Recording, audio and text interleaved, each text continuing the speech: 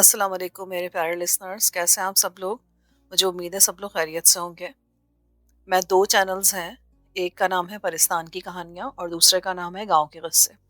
मैं इन दोनों चैनल्स का जो लिंक है वो फर्स्ट कमेंट में पिन कर रही हूँ। उन चैनल्स को जाके सब्सक्राइब करें, उनको लाइक करें और वहाँ जो वीडियोज़ हैं उनको देखें प्लीज़। और मुझे कमेंट करके बताएगा कि आपको वो वीडियोज़ कैसी लगी हैं। एपिसोड 3।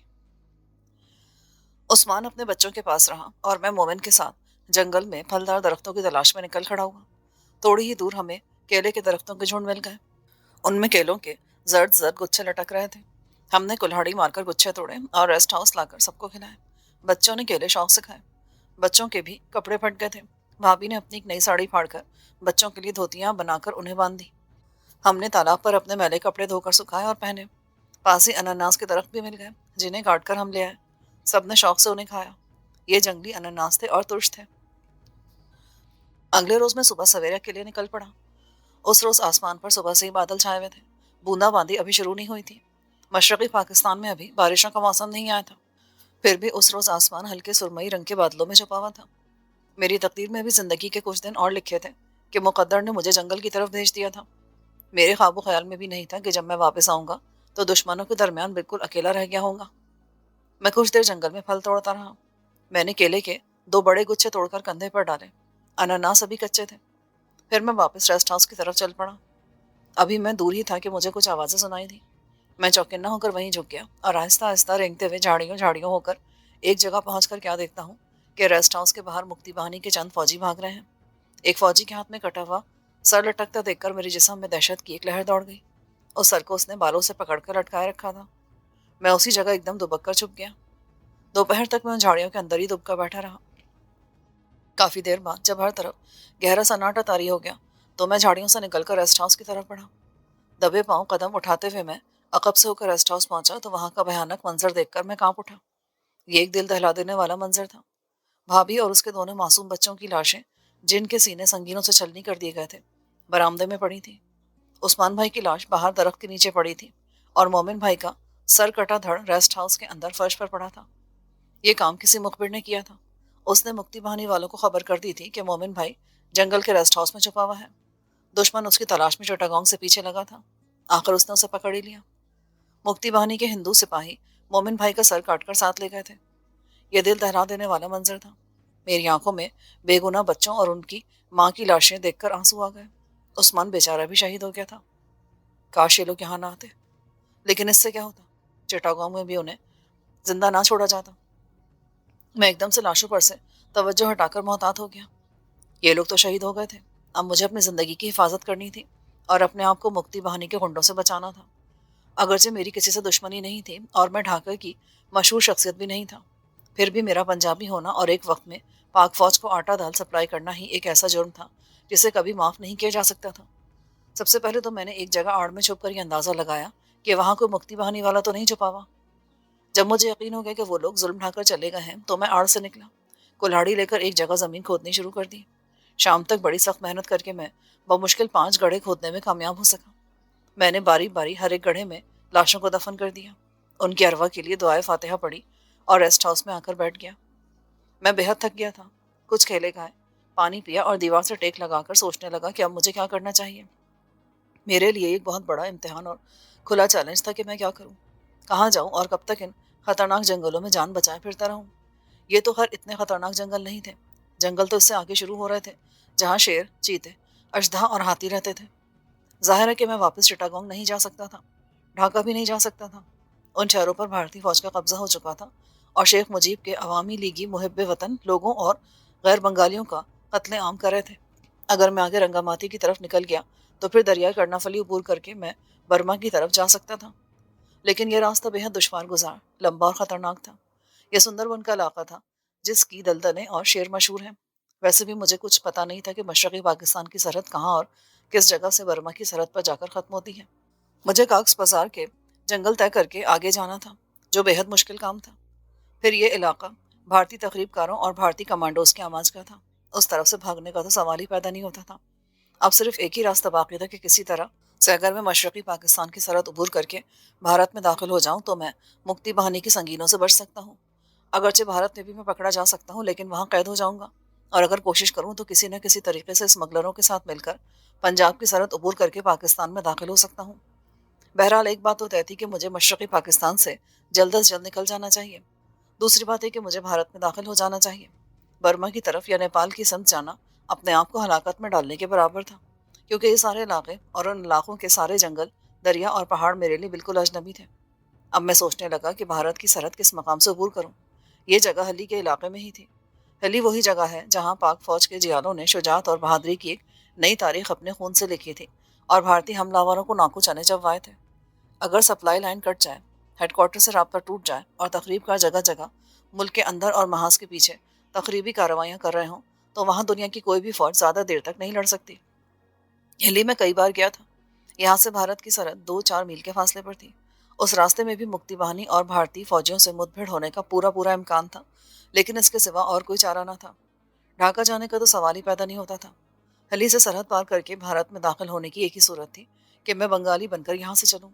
मेरा रंग उन 6-7 दिनों में सांवला पड़ गया था और बंगाली जुबान में बड़ी रवानी से बोल लेता था। इतना मुझे अंदाजा हो गया था कि इस वक्त भारत की सरहद पूरी तरह से खुली होगी और उधर से भारतीय हिंदू सेठ ढाके और चिटागोंग के कारखानों और मुसलमानों की दुकानों पर कब्जे करने के लिए धड़ाधड़ चले आ रहे होंगे। अगर एक बार मैं बचता बचाता हिली पहुंच जाऊं तो वहां से सरहद अबूर करके भारत में दाखिल होना कोई मुश्किल बात नहीं थी। दिल में यही फैसला करके मैं रेस्ट हाउस के एक कमरे में जाकर लेट गया। रात मैंने उसी खूनी रेस्ट हाउस में गुजारी। सुबह होते ही मैं वहां से चल पड़ा। वापसी पर भी बैलगाड़ी ने मुझे बड़ा फायदा दिया। मेरी दाढ़ी और सर के बाल बहुत बढ़ गए थे। अचानक मुझे उन बैरागियों का ख्याल आया जिन्हें मैंने सुजाता के साथ उनकी कोठी के करीब गाते बजाते देखा था। क्यों ना मैं जोगियों जैसा हुलिया बना लूं। इस तरह से मुझे कोई पहचानेगा भी नहीं और मुझ पर शक नहीं किया जाएगा। अपना यह ख्याल मुझे बहुत पसंद आया। मैंने फैसला कर लिया कि किसी गांव में पहुंचकर जोगी बन जाऊंगा। जोगी बनने के लिए सिर्फ मुझे गेरुए रंग की एक धोती चाहिए थी और बस। ये गेरुए रंग की धोती मुझे किसी न किसी जगह से मिल सकती थी। मैं बैलगाड़ी में सवार वापस चिटागोंग की तरफ जा रहा था। आसमान पर हल्के हल्के बादल थे। बारिश नहीं हुई थी। बादल कल के छाए हुए थे। बैलगाड़ी सारा दिन चलती रही। रात को मैंने जंगल में ही एक जगह कयाम किया। सुबह सुबह उठा, एक तालाब पर मुंह हाथ धोया। अपना चेहरा पानी में देखा तो डर गया। यह किसी पागल का चेहरा था। एक एतबार से अच्छा भी था कि किसी को मुझ पर कभी शक नहीं हो सकता था कि मैं पंजाबी हूँ। मेरी गोरी चिट्टी रंगत गहरी सांवली हो गई थी। मैं किसी भी तरह से वो नहीं था जो ढाके में था।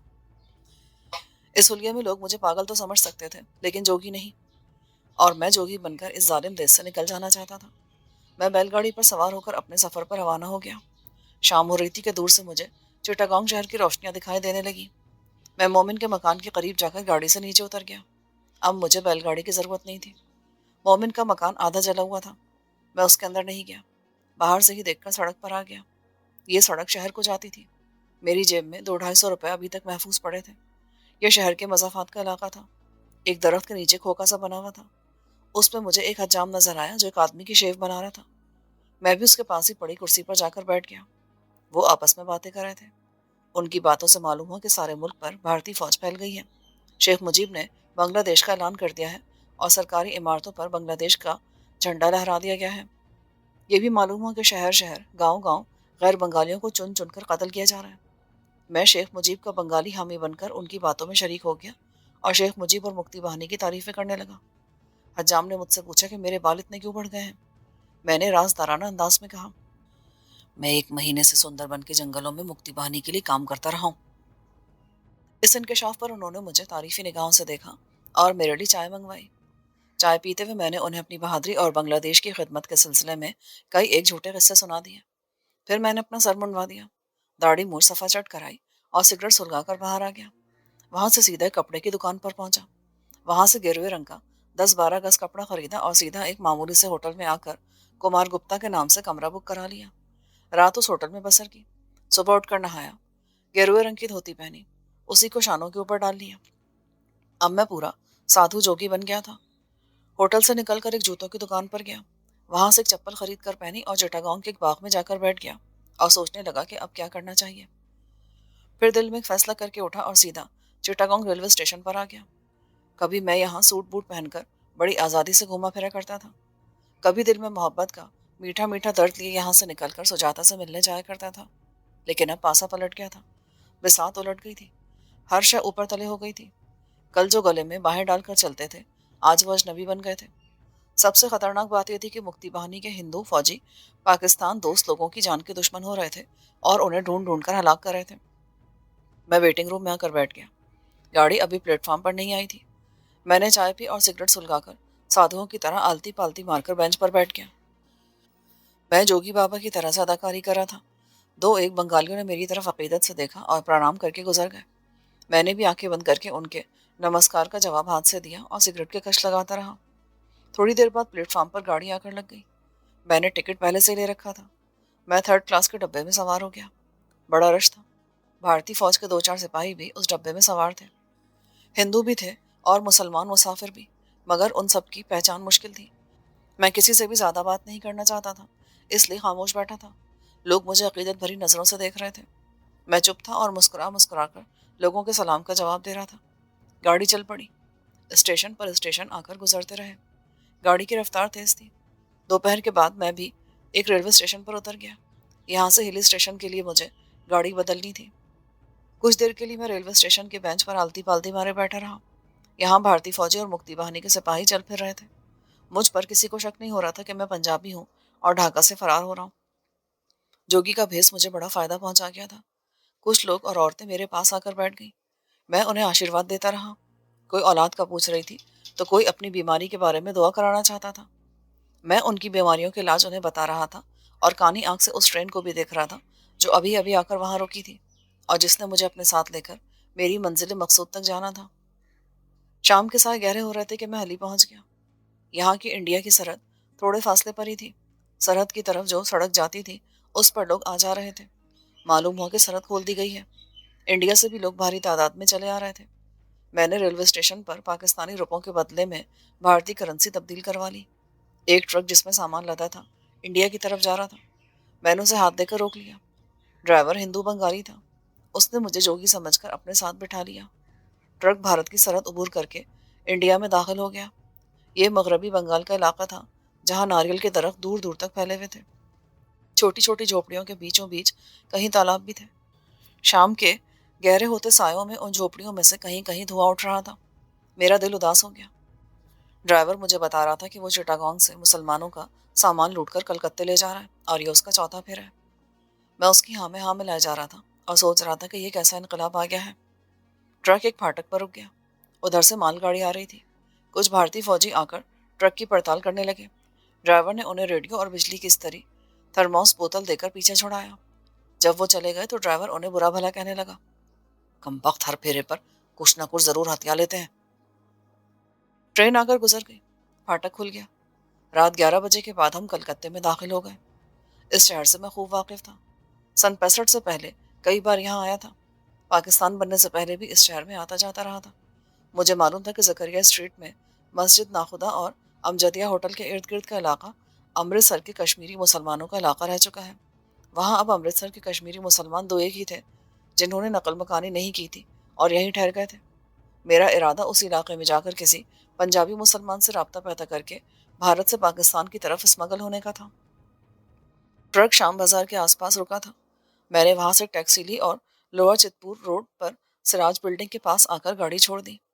अब मैं आपको ये कहाँ तक बताऊं कि कलकत्ते के मुसलमानों के गम का क्या हाल था। उन्हें सुकूत ढाका का बेहद सदमा हुआ था, लेकिन वहां के हिंदू बंगालियों की खुशियों में शरीक थे। क्या करते, मजबूर थे। दिल खून के आंसू रो रहा था, लेकिन जुबान से कुछ नहीं कह सकते थे।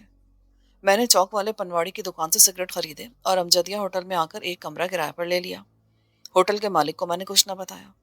दिन भर का थका हुआ था, बिस्तर पर गिरते ही सो गया। सुबह उठा, मुंह हाथ धोकर नाश्ता किया और होटल में आकर कुर्सी पर बैठकर सिगरेट पीने लगा। मैं जोगी बना हुआ था। मैंने महसूस किया कि वहां भारतीय सीआईडी के कुछ लोग इधर उधर घूम फिर रहे थे। एक दुबला पतला पक्की उम्र का आदमी मुझे थोड़ी थोड़ी देर बाद गहरी नजरों से देख लेता था। साफ मालूम हो रहा था कि यह सीआईडी का आदमी है। फिर वो मेरे पास आकर कुर्सी पर बैठा और अपने लिए चाय का कप ऑर्डर देकर मुझसे बोला, महाराज आप चाय पियेंगे? नहीं, मैंने अभी चाय पी है। ये जुमला मैंने बंगला जुबान में कहा था। उसने मुझसे पूछा कि मैं कौन हूँ और कहाँ से आ रहा हूँ। मैंने उसे बताया कि मैं सन्यासी हूँ, बिहार में पैदा हुआ हूँ और सारी जिंदगी हिमालय के जंगलों में जड़ी बूटियों की तलाश में फिरता फिराता रहा हूँ। वो मेरी तरफ देख देख कर मुस्कुरा रहा था, जैसे सब कुछ जानता हो कि मैं झूठ बोल रहा हूँ। महाराज, आप ढाके से आ रहे हैं क्या? ये सवाल उसने अचानक कर दिया। मैं इसके लिए बिल्कुल तैयार ना था। एक पल के लिए घबरा गया, लेकिन जल्दी अपने एहसासात पर काबू पा लिया। हम बैरागी लोग हैं बाबा, संसार में घूमते फिरते रहते हैं। ढाका में आप कहाँ ठहरे हुए थे? ये शख्स आहिस्ता आहिस्ता आगे बढ़ रहा था। मैंने उससे जल्दी गुलू खलासी कराने के लिए कहा, बाबा हम ढाका से नहीं आए, हम तो गया भगवान बुद्ध की यात्रा के लिए गए थे। अब इधर अपने चेले से मिलने के लिए आए हैं। वो काली जी के मंदिर में रहता है, सोचा यहाँ चाय पीते चले। सीआईडी वाला मुस्कुराया जा रहा था, जैसे उसे मेरी बात का बिल्कुल एतबार ना हो। फिर वो अचानक बोला, महाराज, मेरे साथ आपको थोड़ी देर के लिए थाने चलना होगा। थाने का नाम सुनकर मैं सहम गया। भारतीय पुलिस के कब्जे में आने का मतलब ये था कि मैं पाकिस्तानी जासूस बनकर हमेशा हमेशा के लिए अमृतसर या नाभा जेल की कालकोठरी में मबूस कर दिया जाऊंगा। फिर अजियतनाक सजाओं का दर्दनाक मंजर मेरी आंखों के सामने आ गया। मैंने उन सजाओं का जिक्र उन लोगों से सुन रखा था जो भारतीय जेल खानों में कैद रह चुके थे। अब वक्त आ गया था कि मैं अपने जोगी होने का पूरा पूरा फायदा उठाऊं। मैंने एक हाथ हवा में बुलंद किया और गरजदार आवाज में बोला, हम सन्यासी लोग हैं, हम संसार से मुंह मोड़ चुके हैं, हमें तंग ना करो, जाओ बाबा अपना काम करो। अगर तुमने हमें परेशान किया तो हम भगवान से तुम्हारा बच्चा वापस ले लेंगे। हमारी बत्तुआ कभी खाली नहीं गई। ये एक इत्तेफाक था और मेरी खुशकिस्मती थी कि उस आदमी का बच्चा बीमार था, बल्कि कई रोज से बीमार था। मेरे मुंह से बच्चे की मौत का जिक्र सुनकर वो लरस उठा और जल्दी से हाथ जोड़कर बोला, क्षमा कर दे महाराज, मुझसे गलती हो गई, मेरे बच्चे के लिए भगवान से प्रार्थना करें, वो बहुत बीमार है। उल्टा वो मेरे पाँव छूने लगा। मैंने अपने पाँव और आगे कर दिए। मैं उस कमबख्त से पूरी खिदमत कराना चाहता था। मैंने झूठ मूठ जेब से एक सफूफ सा निकालकर उसे पुड़िया में बांधकर उसे दिया। ये ले, पानी में घोलकर अपने बच्चे को पिला देना इसे, भगवान ने चाहा तो तेरा बालक 2 दिन में अच्छा हो जाएगा। उसने दवाई लेकर जेब में रखी और 10 रुपए का नोट निकालकर मेरे कदमों में हाथ जोड़कर रख दिया। महाराज, मैं बहुत गरीब हूँ, इससे ज्यादा सेवा नहीं कर सकता आपकी। मैंने 10 रुपए का नोट लेकर जेब में डाल लिया। अब उसने एतराफ किया कि वो सीआईडी का आदमी है और उन लोगों के टो में है जो बांग्लादेश से निकलकर भारत में आ रहे हैं। उसकी जुबानी ये भी मालूम हुआ कि सीआईडी सारे कलकत्ते में फैली हुई है। उसने मेरा चाय का बिल भी अदा किया और जाते हुए झुककर मेरे कदमों को छू कर गया। मैंने सोचा कि जोगी बनकर फिरना खामखा दूसरों की नज़रों में आने के बराबर है। क्यों न मैं हुलिया बदलकर सीधे साधे इंसानों वाला लिबास पहन लूँ। ये बात मुझे पसंद आई। मैं झट बाजार गया और वहाँ से अपने लिए एक पतलून और 2 कमीज़ें खरीद लाया। शाम को मैंने ये लिबास पहना और मूनलाइट सिनेमा के नज़दीक अपने पुराने वाकिफकार के यहाँ गया। ये शख्स कालीनों की एजेंटी करता था और कुछ 40 बरस से कलकत्ते में था। बूढ़ा आदमी था और मेरे वालिद साहब का दोस्त था। मुझे देखकर पहले तो बड़ा हैरान हुआ, फिर मुझे गले से चिमटा लिया और बोला, तुम यहाँ कैसे आ गए? मैंने उसे अपने फरार की सारी कहानी सुना डाली। वो बड़ी हैरत से मेरी बातें सुनता रहा। सुकूत ढाका से उसे भी बेहद सदमा हुआ था। जब उसे मालूम हुआ कि मैं बिना पासपोर्ट के आ गया हूँ और सीआईडी मेरे पीछे लगी है तो वो घबरा सा गया। बेटा, अगरचे मैं काफ़ी अरसे से शहर में रह रहा हूँ, फिर भी यहाँ की पुलिस मुसलमानों के खिलाफ है। वो हमारी एक बात भी नहीं सुनती। ये लोग तुम्हारे साथ साथ मुझे भी पकड़कर जेल में डाल देंगे। बेहतर है कि तुम यहाँ से कालीघाट की तरफ चाचा अब्दुल करीम के पास चले जाओ। चाचा अब्दुल करीम भी हमारे वालिद के पुराने जानने वालों में से थे। मैं जकरिया स्ट्रीट से उठकर कालीघाट अब्दुल करीम चाचा के पास चला गया। ये कुछ हिम्मत वाला निकला। उसने मुझे हौसला दिया कि मैं परेशान ना हूँ। वो मुझे एक ऐसे शख्स से मिला देगा जो पंजाब की सरहद पर स्मगलिंग करने वालों से वाकिफ है। मैं बड़ा खुश हुआ क्योंकि मैं यही चाहता था। चाचा के पास रहते हुए मुझे 3 रोज गुजर गए। इस अरसे में मैं बहुत कम बाहर गया था। मैं घर की 4 दीवारी में कैद होकर रह गया था। तबीयत बड़ी घबराने लगी थी। चाचा उस आदमी के इंतजार में था जो स्मगलिंग के गिरोह में से था। चौथे रोज में बैठक में बैठे बैठे तंग आ गया तो मैंने कहा, चाचा, मैं ज़रा बाजार से सिगरेट वगैरह ले आऊँ, मैं तो अंदर बैठे बैठे थक गया हूँ। उसने मुझे ताकीद की कि मैं ज़्यादा दूर ना जाऊँ और जल्दी से वापस आ जाऊँ। मैं कालीघाट के इलाके में घूमने फिरने लगा। ये इलाका हिंदू अक्सरियत का इलाका था। एक होटल में कानन बाला का रिकॉर्ड बज रहा था। मैं वहाँ बैठकर चाय पीने लगा। चाय पीकर मैंने पान खाया और सिगरेट सुलगाकर बड़े मज़े से घर वापस चल दिया। मैंने महसूस किया कि एक शख्स बराबर मेरा ताक़ुब कर है। मैंने घूम कर देखा। वो भारी बदन का पतलून कमीज वाला हिंदू था। शक्ल से साफ सीआईडी वाला लग रहा था। मैं तेज तेज चलने लगा और चाचा के घर में दाखिल होकर दरवाज़ा बंद कर लिया। मैंने चाचा को बताया तो वो परेशान होकर बाहर झांकने लगा। सामने दरख्तों के नीचे बिछे हुए बेंच पर वही भारतीय शख्स बैठा था। चाचा बोला, یہ تو پنجاب کی سی آئی ڈی کا آدمی ہے. یہ اسپیشل سی آئی ڈی کا اسٹاف یہاں آیا ہوا ہے. تم نے غلطی کی جو باہر چلے گئے. اگر چلے بھی گئے تھے تو تمہیں واپس ادھر ادھر چکر لگا کر آ جانا چاہیے تھا. لیکن خیر، دیکھا جائے گا. دیکھا کیا جانا تھا. دوپہر کو ہم کھانا کھا کر فارغ ہوئے تھے کہ بنگال پولیس کے سپاہیوں نے دروازے پر سامنے لا کر جیپ کھڑی کر دی. چاچا نے کھڑکی میں سے باہر دیکھا تو چیخ کر بولا، پولیس آ گئی، پچھلی دیوار پھاند کر بھاگ جاؤ، یہ تمہیں زندہ نہیں چھوڑیں گے. میں نے آؤ دیکھا نہ تاؤ صحن کی عقبی دیوار پھاند کر دوسری طرف گلی میں چھلانگ لگا دی. یہ گلی کچرا گلی تھی اور عمارتوں کے پچھواڑے یہاں لگتے تھے. میں بھاگتے چلا گیا اور کئی بلڈنگوں کو پیچھے چھوڑ کر گھوم کر آخر ایک سڑک پر نکل آیا. یہ سڑک چھوٹی سی تھی. ایک ٹرام بڑی سست رفتاری سے چلی آ رہی تھی. میں لپک کر اس میں سوار ہو گیا. ٹرام مجھے لے کر کلکتے کے بازار سے گزرنے لگی. میں سوچنے لگا، نہ جانے بیچارے چاچا پر کیا گزاری ہوگی. ظاہر ہے پولیس اس سے ضرور میرے بارے میں پوچھ گچھ کرے گی، اسے تنگ کرے گی کہ بتائے کہ میں کہاں ہوں. لیکن میں کیا کر سکتا تھا سوائے بھاگنے کے. چاچا نے خود مجھے بھگا دیا تھا اور بیچارے نے اپنی جان پر مصیبت مول لے لی تھی. اس میں کوئی شک نہیں تھا کہ ایک بار میں پولیس کے قبضے میں چلا جاتا تو پھر اس سے رہائی بڑی مشکل تھی. ٹرام بازاروں سے گزر رہی تھی اور میں سوچ رہا تھا کہ کہاں جاؤں، کہاں اتروں ٹرام سے. میری جیب میں 50 کے قریب انڈین کرنسی تھی. میں غزل پور کی طرف نکل آیا تھا. یہاں میں ٹرام سے اتر گیا. ایک جگہ رام بھروسے نام کے ایک ہوٹل کو میں جانتا تھا.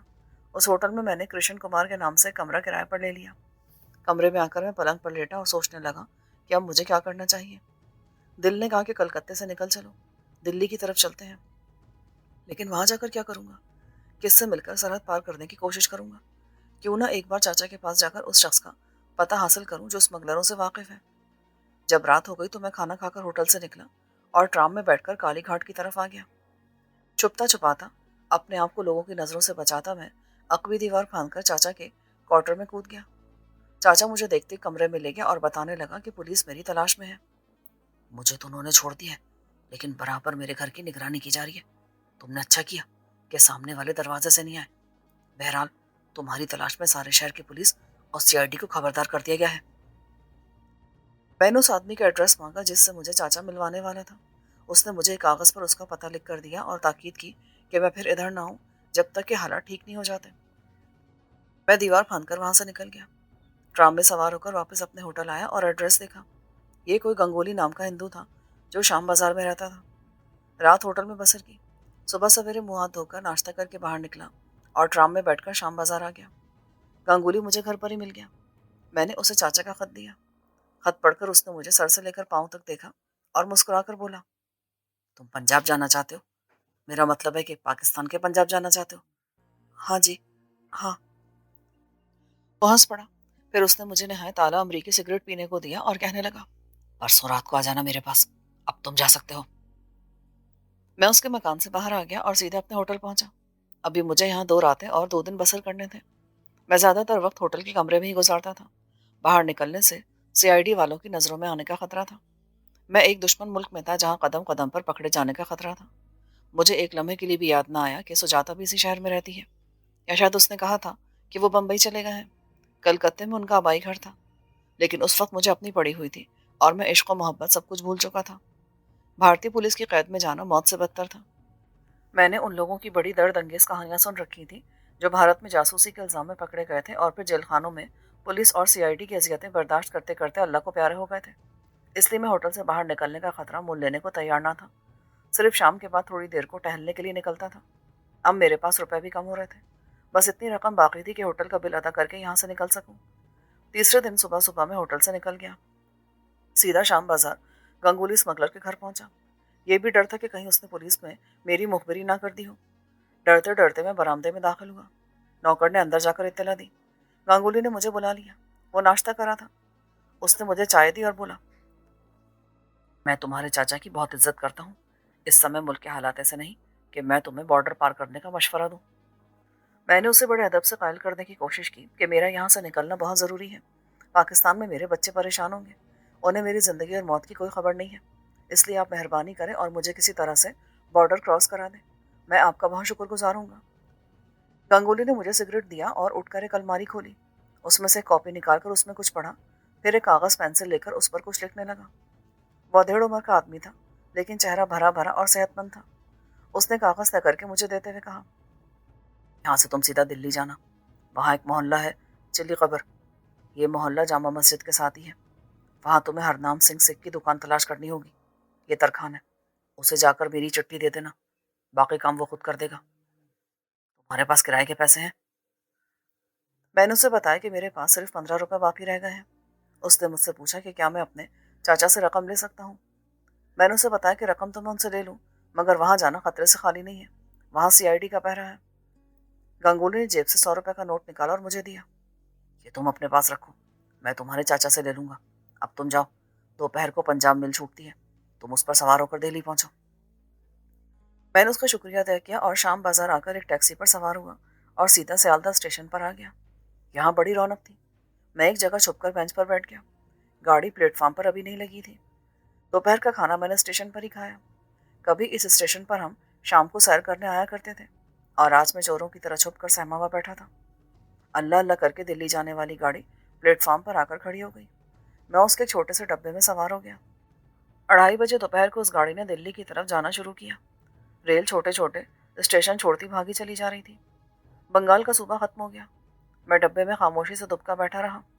مغل سرائے کے اسٹیشن پر اتر کر میں نے پانی پیا، سگریٹ سلگا کر اس کے 2 کش لگائے اور دوبارہ اپنی سیٹ پر آ کر بیٹھ گیا۔ یہاں سے UP کی پولیس ٹرین میں سوار ہو گئی۔ سپاہی ہر ڈبے میں تانگ جھانک کر رہے تھے۔ میں نظریں ملاتے ہوئے گھبرا رہا تھا۔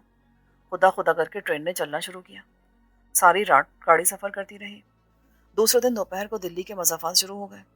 دلی جو کبھی مسلم تہذیب و ثقافت کا گہوارہ تھی، دور سے مجھے جامع مسجد کے مینار نظر آئے۔ مسلم تہذیب کے اس نشان کو دیکھ کر میری آنکھوں میں آنسو آ گئے۔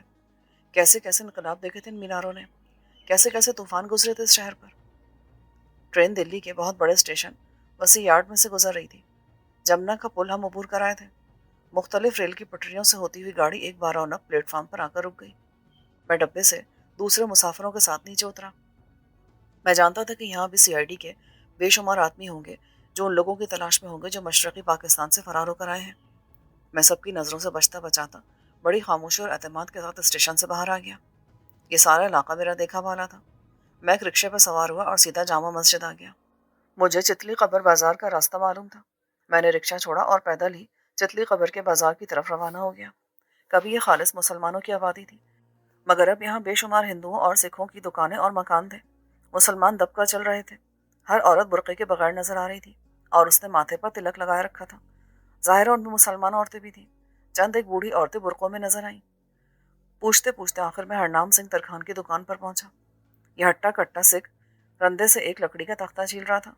میں نے جا کر آداب عرض کیا تو اس نے مجھے بڑی گہری نظر سے دیکھا اور کام کرتا رہا۔ میں نے جیب سے کاغذ نکال کر اسے دیا۔ اس نے رکا پڑا اور مجھے اپنے ساتھ دکان کے اندر لے گیا۔ یہ پردے کے پیچھے ایک بیٹھک سی بنی تھی جہاں ایک چارپائی بچھی تھی، پاس ہی ایک آرام کرسی بھی تھی۔ دیوار پر گرو نانک کی فریم کی بھی تصویر لگی تھی۔ اس نے خالص اور ٹھیٹھ پنجابی میں مجھ سے پوچھا کہ کیا میں پنجابی ہوں۔ میں نے کہا، جی ہاں سردار جی، میں پنجابی ہوں، لاہور کا رہنے والا ہوں، مشرقی پاکستان میں کاروبار کرتا تھا، انقلاب کے بعد وہاں سے فرار ہو کر کلکتہ پہنچا، گنگولی صاحب سے ملا، انہوں نے مجھے آپ کے پاس بھیجا ہے۔ ہرنام سنگھ ہنس پڑا، پھر میرے شانے پر ہاتھ مار کر بولا، او یار، لاہور کا کیا حال ہے؟ میں نے اسے بتایا کہ لاہور نے بہت ترقی کر لی ہے، بڑی بڑی عمارتیں بن گئی ہیں، نئی سڑکیں تعمیر ہو گئی ہیں۔ ہرنام سنگھ نے صندوق میں سے انگریزی شراب کی بوتل نکالی اور بولا، او یار، لاہور لاہور ہے، پیو گے؟ شکریہ سردار جی، میں نہیں پیتا۔ او یار، تم لاہور کے اور پیتے نہیں ہو، لاہور کے لوگ تو بڑے زندہ دل ہوتے ہیں۔ وہ خیر، کوئی گل نہیں۔ اس نے اپنا گلاس شراب سے بھرا اور اسے کھٹا پی گیا، پھر پیالی میں سے تھوڑا سا نمک لے کر زبان پر رکھا اور سر کو جھٹکا دے کر بولا، تو پھر تم لاہور جانا چاہتے ہو بھائی جی؟ ہاں جی، میرے چھوٹے چھوٹے بال بچے بہت پریشان ہوں گے۔ بچے سب کے سانجے ہوتے ہیں، ایک تو تم پنجابی ہو، اوپر سے لاہوری، پھر میرے بڑے گہرے یار رام گنگولی کی چٹھی لے کر آئے ہو، میں تمہاری مدد ضرور کروں گا۔ میں خوش ہوا کہ چلو کام بن گیا۔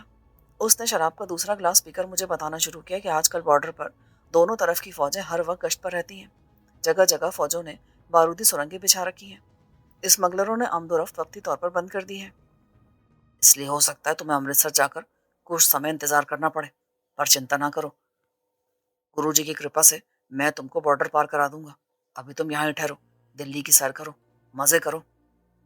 سردار جی، میں بہت جلدی واپس جانا چاہتا ہوں، اگر آپ مجھے اپنے متر کے پاس امرتسر بھجوا دیں، تو میں بہت مشکور رہوں گا۔ وہ غصے سے بولا، مرے کیوں جاتے ہو؟